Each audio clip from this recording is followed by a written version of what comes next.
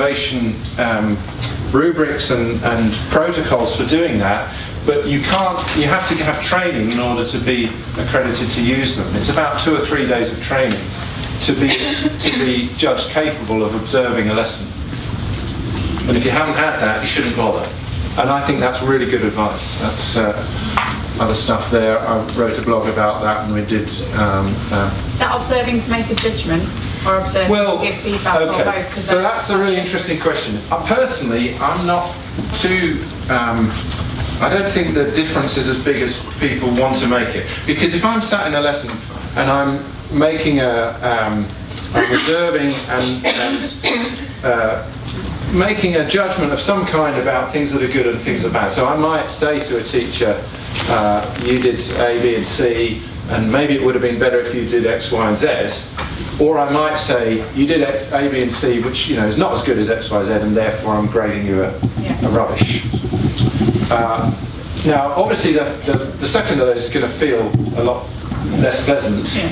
But in terms of its impact, if I say to you, you should go and do X, Y, and Z, and actually X, Y, and Z are no better than A, B, and C, I've done just as much damage if it's formative as if it had been a judgment. But that's what's coming out of Ofsted at the moment, isn't it? Not judging. Well, who knows what's coming out of Ofsted? I thought we'd already established that they didn't judge individual lessons, and suddenly we had this clarification last week that they're no longer judging individual lessons. Although apparently they are. But which sort of makes it clearer that they in fact are. In practice they are. And yes, and what they say they should be doing is obviously quite different from what people will tell you they are in fact doing. Who knows? They shouldn't be doing. The reason they shouldn't be judging individual lessons and giving them a quality rating is, firstly, no one has yet devised a method of doing that satisfactorily on the basis of a single lesson.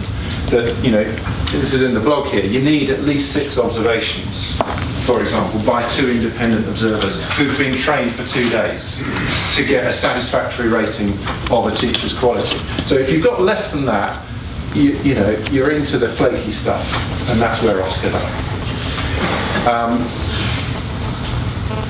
I've forgotten where I was going there. No, that's good, thank you for that. So, student ratings, again, anybody using that? Feedback from students about quality? Don't tell me you are as well, yeah.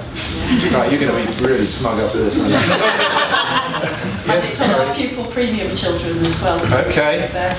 Oh, gosh, making us all feel sick. Right. Somebody else did, yes. Yeah, my school does student. They're trying to triangulate the judgments they're making on us. So one of them is taking children out and talking to them, giving them a survey, which I conducted this time, which is quite interesting. On yourself? No, but I took 2 children out and I had to ask them how good I was at teaching them, which I quite enjoyed. So it really matters to ask the right questions in the right way, because what you don't want is a popularity contest here.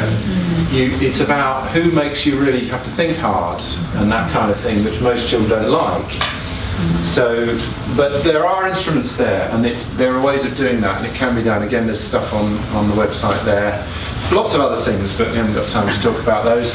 The first one of those, the assessments, that's got to be at the heart of it, I think, but this is a worry, I think, if essentially that's based on the judgments of teachers. And again, if we had more time, I could probably... We've got not enough time because I tried to do too much, not because we run out of time, partly. So again, teacher assessment, very variable in quality, some of it good, but most of it not very good, I think. And that's, I think, a problem. This stuff like, my kids get this, if you've used a semicolon, it's a level 5. Is that right? Well, it's in the level 5 criteria, it doesn't mean they're level 5. So, what a lot of nonsense that is.